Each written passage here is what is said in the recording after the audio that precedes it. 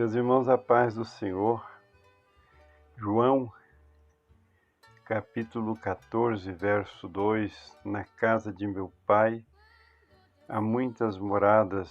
Se não fosse assim, eu vos teria dito: vou vos preparar lugar. E se eu for vos preparar lugar, virei outra vez e vos levarei para mim mesmo, para que onde eu estiver, sejais vós também. Meus irmãos, nós gostaríamos de falarmos um pouco sobre este assunto, o fato de Jesus ter dito que iria preparar um lugar para a sua igreja, e um texto que está em Mateus 25, a partir do 31, quando o Filho do Homem se assenta no trono para julgar entre bodes e ovelhas. No verso 34 é dito o seguinte: então dirá o rei aos que estiverem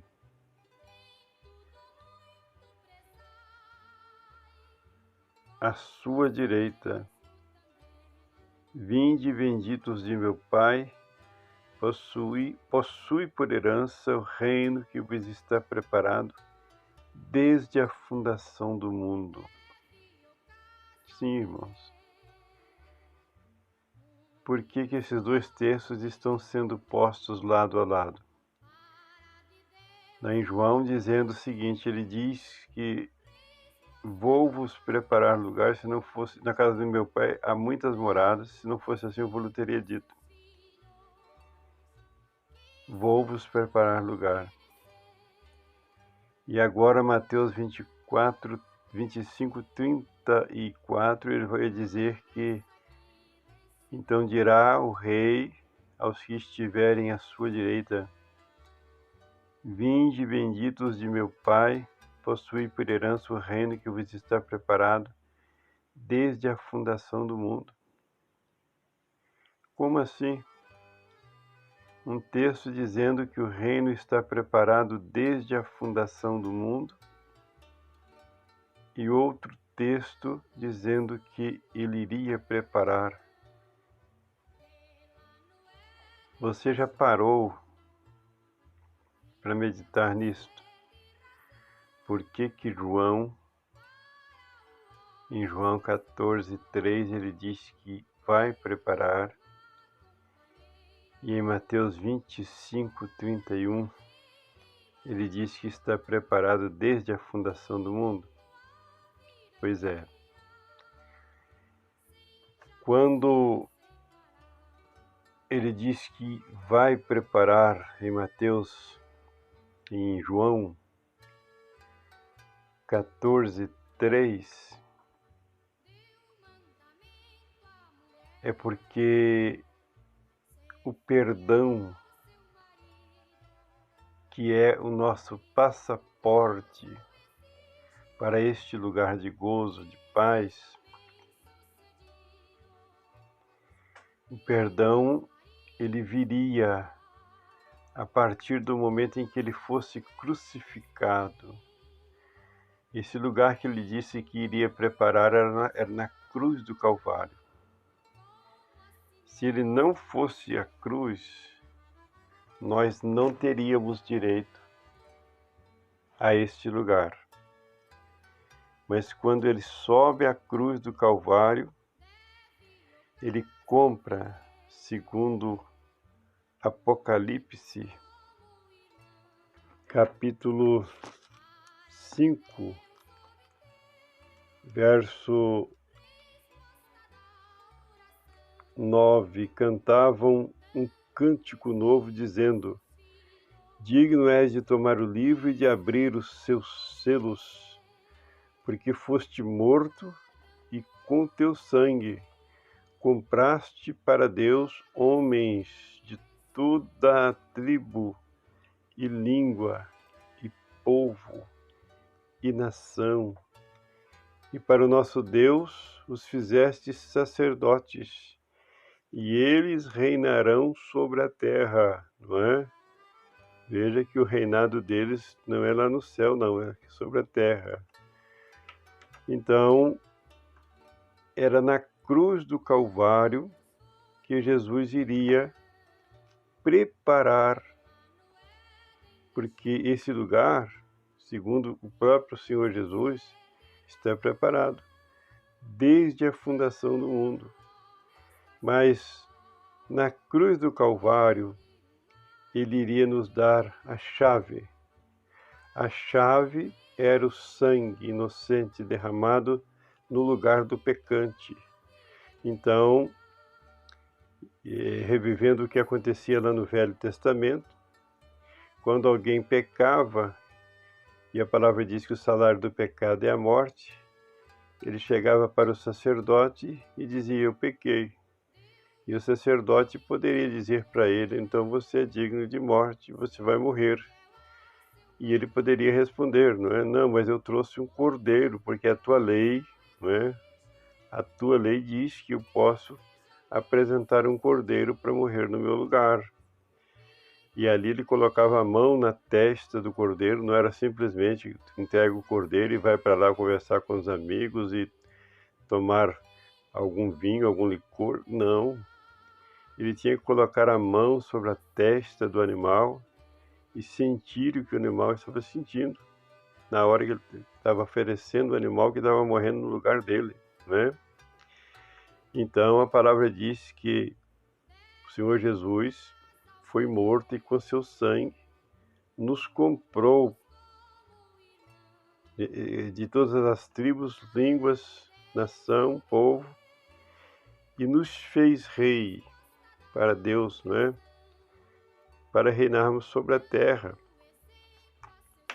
Meus irmãos, mas olhando aqui o texto novamente, então dirá o rei aos que estiverem à sua direita: vinde, benditos de meu Pai, possui por herança o reino que vos está preparado desde a fundação do mundo. Mateus 25:34. Por que ele vai dizer isto? Está preparado desde a fundação do mundo. Porque Adão e Eva foram postos no paraíso. E o paraíso é a terra. A terra, antes do pecado do homem, ela era o paraíso. Mas quando o homem peca, o que acontece? Ele se tornara indigno de viver numa terra bendita, numa terra paraíso. Satanás havia pecado, induzido também o homem a pecar, e eram dois caídos que não tinham direito de viverem no paraíso. Aí diz a palavra que o Senhor amaldiçoa a terra. É o que está em Gênesis, capítulo 3, verso 17. E a Adão disse: porquanto deste ouvido à voz da tua mulher,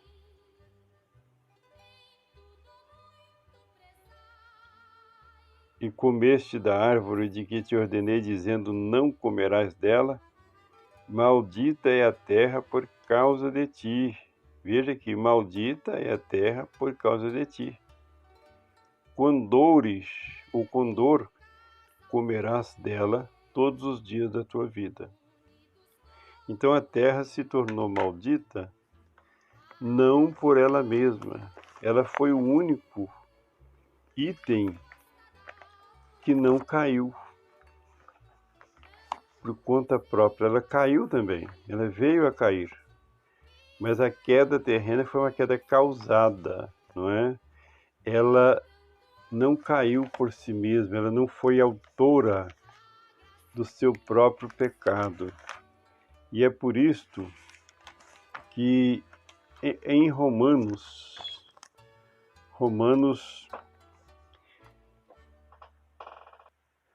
8, verso 19, porque a ardente expectação da criatura espera a manifestação dos filhos de Deus, porque a criação ficou sujeita à vaidade, não por sua vontade. Veja que foi Adão que causou, mas por causa do que a sujeitou, na esperança de que também a mesma criatura será liberta da servidão da corrupção para a liberdade da glória dos filhos de Deus. Porque sabemos que toda a criação geme e está juntamente com dores de parto até agora. Então, por que foi que ela decaiu? Por que ela geme?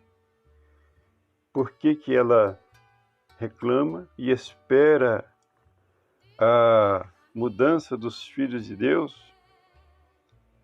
Aqui diz no verso 21, na esperança de que também a mesma criatura será libertada da servidão da corrupção para a liberdade da glória dos filhos de Deus. Então, assim como a queda de Adão traz para a terra, para toda a criação, a aflição da maldição de Adão, ou seja, a queda de Adão trouxe a aflição, trouxe a decadência, a criação também. Não foi só Adão que decaiu. Era impossível que um ser decaído vivesse num lugar sem decadência. Mas aqui o que acontece? Quando houver a descida, porque primeiro vai haver um caos total no planeta Terra, né? Antes do caos vai haver um semicaos. Esse semicaos será para a introdução do anticristo. O que vai acontecer? Provavelmente uma terceira guerra mundial, e nela as pessoas vão ficar apavoradas, porque a iminência de explosivos, né, que podem comprometer a estrutura do mundo vai ser grande demais. Aí surge um, entre aspas, salvador do mundo, e ele cumpre a palavra, é o homem da perdição, mas na segunda metade do governo dele as coisas caminham para uma degeneração total e chegará a tal ponto que Apocalipse 6,12 diz que haverá um terremoto, segundo, não diz a escala, mas é um terremoto 10.0 na escala Richter, porque os montes vão sair dos lugares, as edificações vão cair, né? Muitos vão estar debaixo das rochas, escondidos ali, gritando e dizendo para os montes que escondesse eles da face do que está sentado sobre o trono. Porém, haverá um povo que as edificações deles não serão atingidas, né? Porque Isaías vai dizer no seu capítulo 26, verso 20, vai, pois, povo meu, entra nos teus quartos e fecha as tuas portas sobre ti. Esconde-te só por um momento, até que passe a ira. Então, enquanto a terra vai estar desmanchando, haverá um povo sendo guardado, como lá no Egito, não é? O Egito estava sendo destruído, mas havia um povo em algum lugar do Egito que não estava sendo destruído junto com o Egito. Então conclui-se que o lugar que Jesus foi preparar para a humanidade é a cruz do Calvário. Na cruz do Calvário, o perdão, que era o que é a senha, né?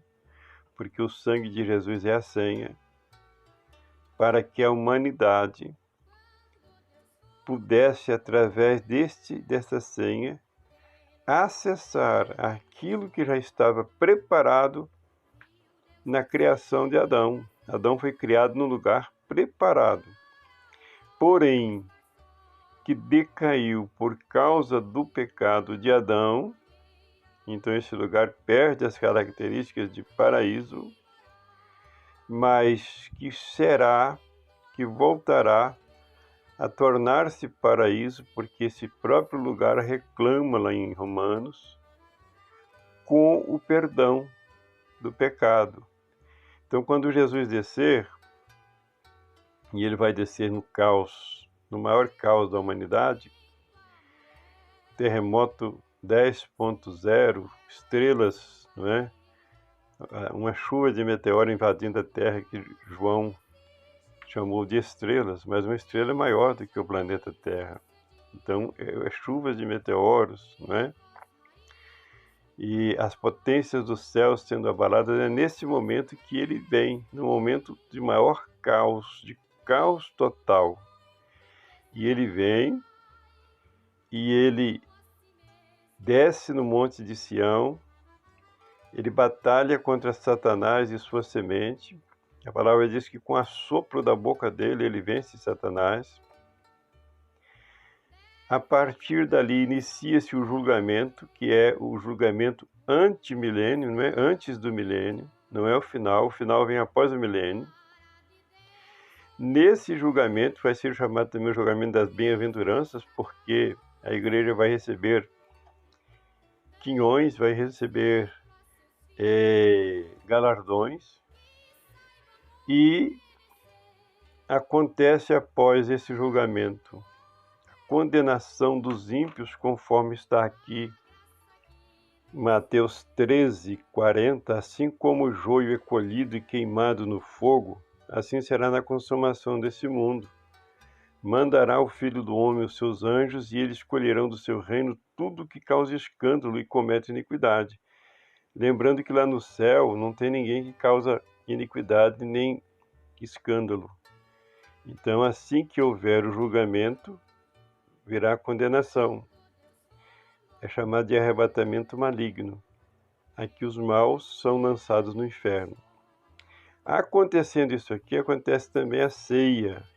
A ceia, ela está programada para o Monte de Sião, conforme é dito em Isaías 25, a partir do verso de número 6. E o Senhor dos Exércitos dará neste monte a todos os povos uma festa.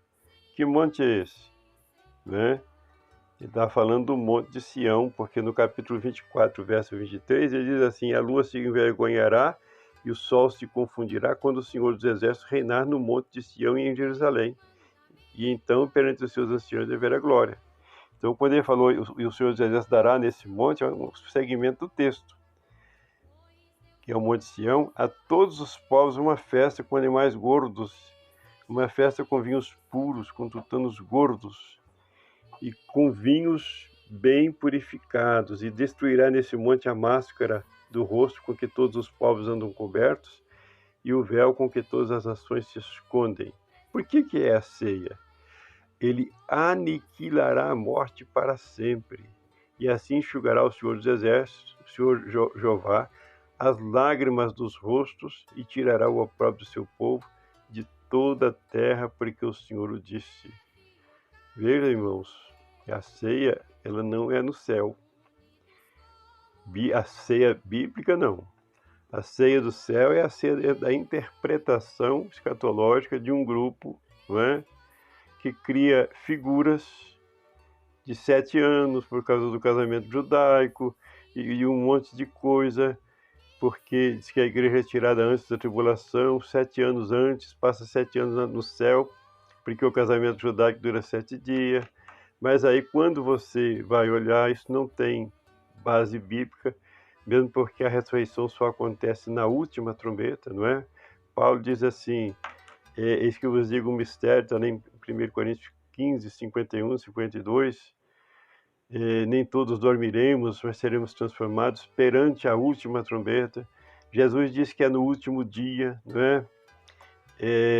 Quando Marta, por exemplo, pergunta a ele, e Jesus disse que o irmão dela há de ressuscitar, e ela disse, Senhor, eu sei que meu irmão há de ressuscitar na ressurreição do último dia. E ele disse, não, seu irmão vai ressuscitar. Ou seja, mas havia ressurreição do último dia. João 6, 40. Porquanto a vontade daquele que me enviou é esta, que todo aquele que vê o Filho e crê nele tenha vida eterna, e eu o ressuscite no último dia. Se a ressurreição é no último dia, na última trombeta, como que a igreja saiu 7 anos antes? Não é? Então, meus irmãos, o campo escatológico é muito grande e comente, não é? A sua opinião é muito importante. Quem tiver condições, se inscreva também. E Deus nos abençoe.